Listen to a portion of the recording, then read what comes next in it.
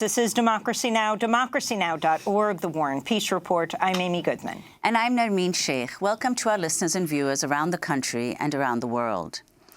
We begin in Turkey, where President Recep Tayyip Erdogan's AK Party suffered major setbacks in local elections this weekend after dominating the country's political system since 2003.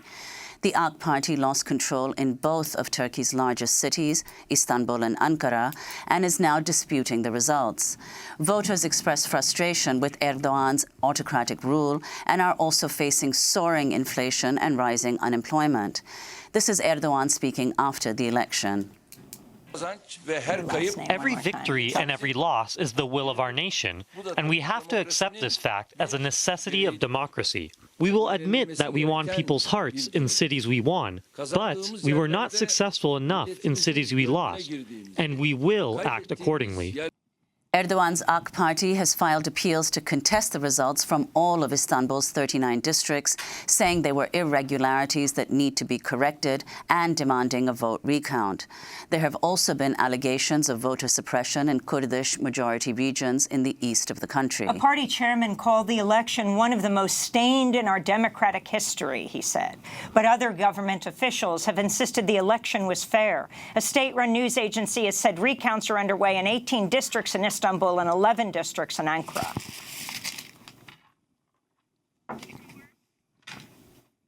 For more, we're joined by Koray Caliskan.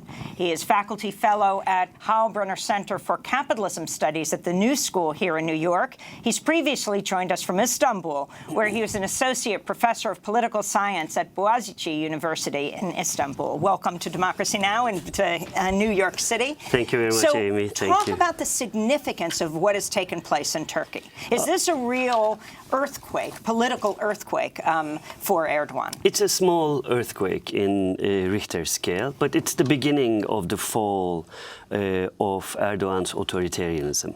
It has a great potential for two reasons. Firstly, 75% of Turkish GDP is produced by 5 cities that Erdogan lost. The top 3 plus Adana and Antalya. And that was Siri interrupting us. It's unbelievable. Did you see what happened? Confirmed me that these are the top 5 cities in Turkey. This is unbelievable. Sorry about that. I thought that I turned it off. Digitalization is dangerous, as you see. So I think it's a great moment for democracy now. Not the program, but the world, because people have been seeing now that authoritarian leaders who swing their competitive authoritarian regimes to full authoritarianism, who work on that, can actually lose when 3 things happen, which are the reasons of his loss.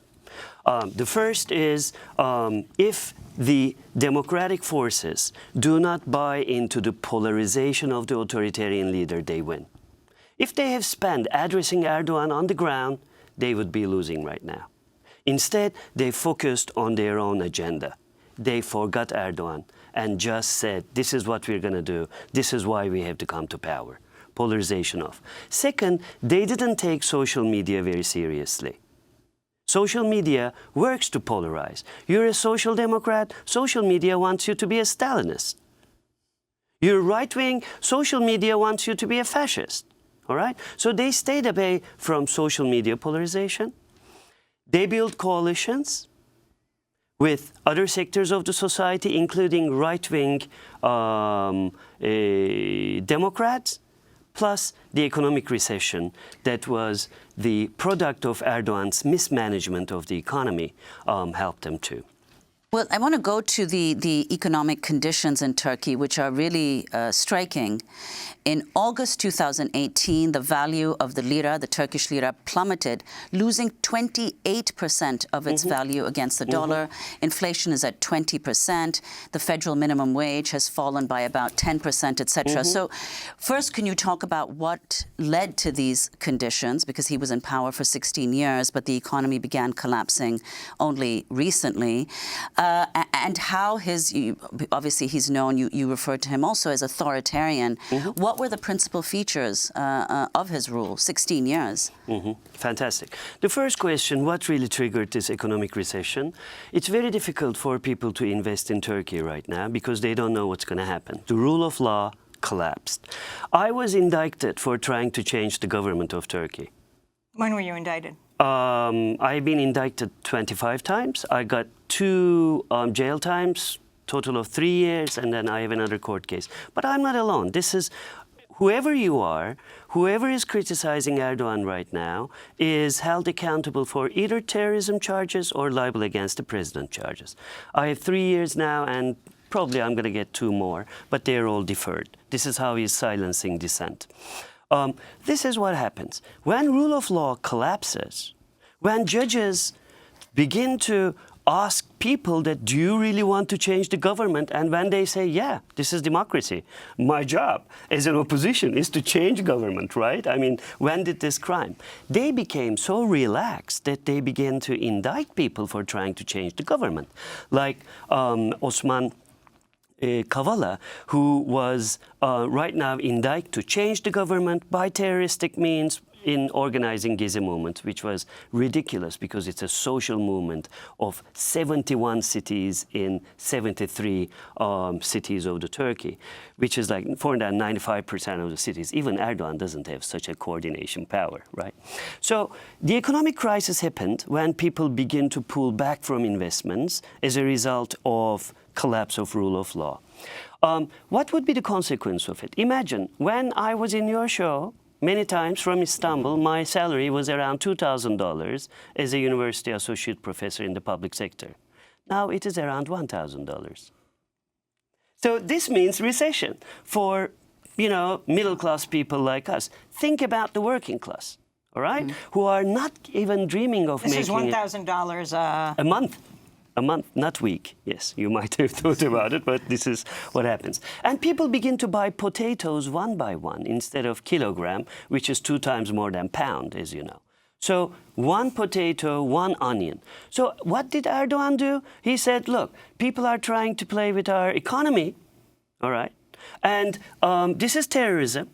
Related to the United States of America and other foreign forces, it's always the foreign forces.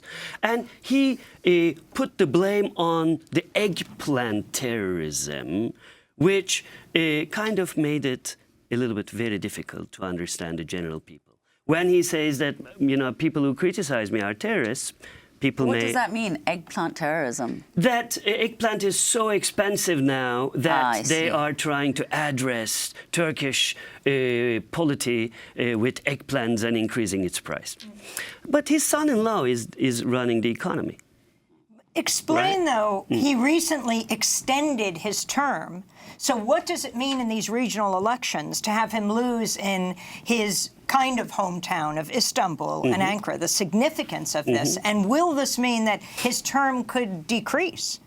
It may happen and it may not happen. He still won more people's votes, all right? But in this election, the grassroots activity made it possible for people to look at ballot boxes, because elections are determined not by voters, but vote counters.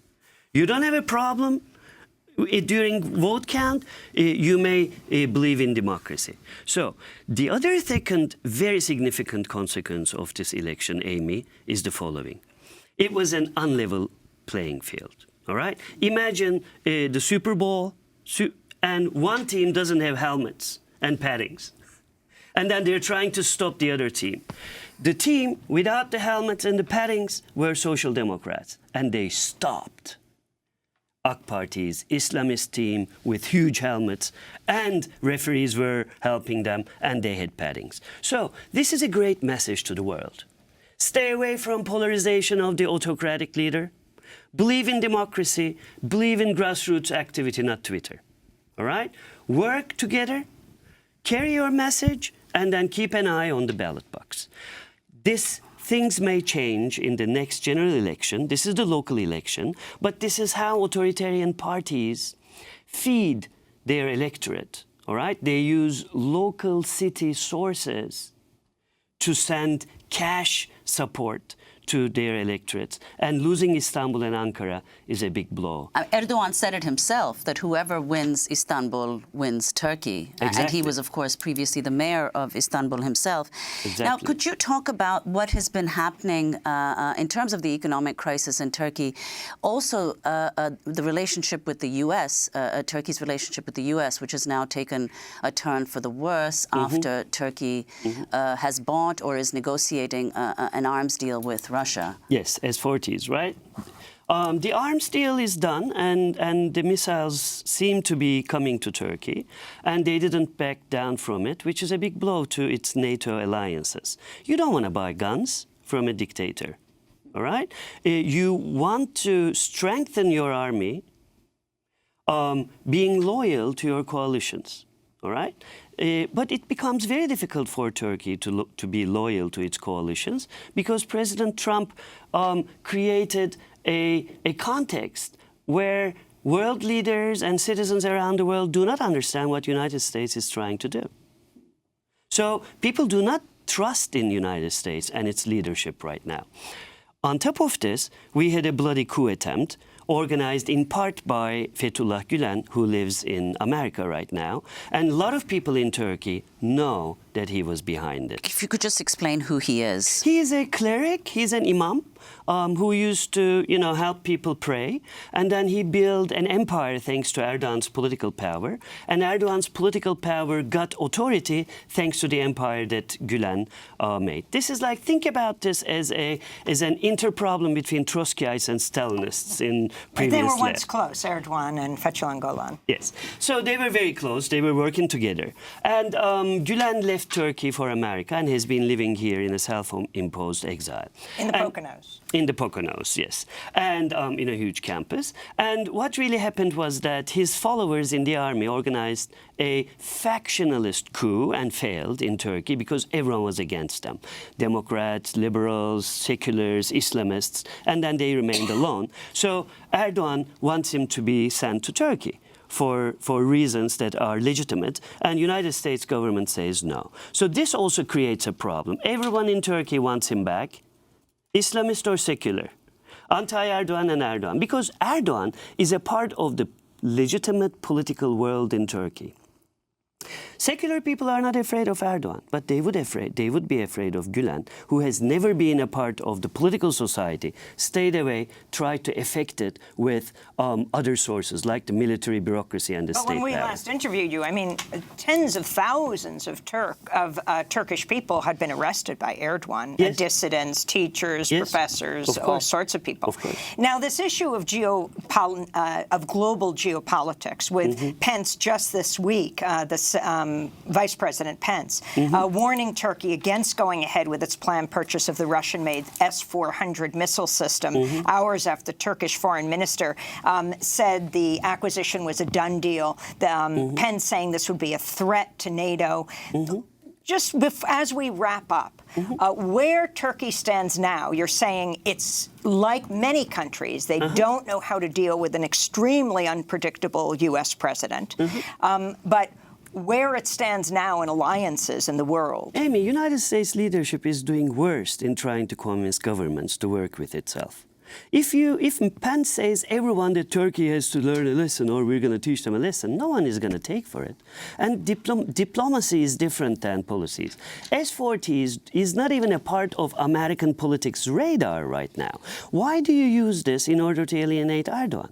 Just tell him what you could be done and then move on. Instead, American leadership recognizes Jerusalem as the capital and tries to, say that, okay, Syrians' Golan Heights now can be Israeli property. And then everyone is looking at it. This is coffee house talk. This is not diplomacy and politics. So Pence made it very difficult for Erdogan to step back, but Erdogan is known to change his positions very rapidly if he thinks that he's a radical pragmatist.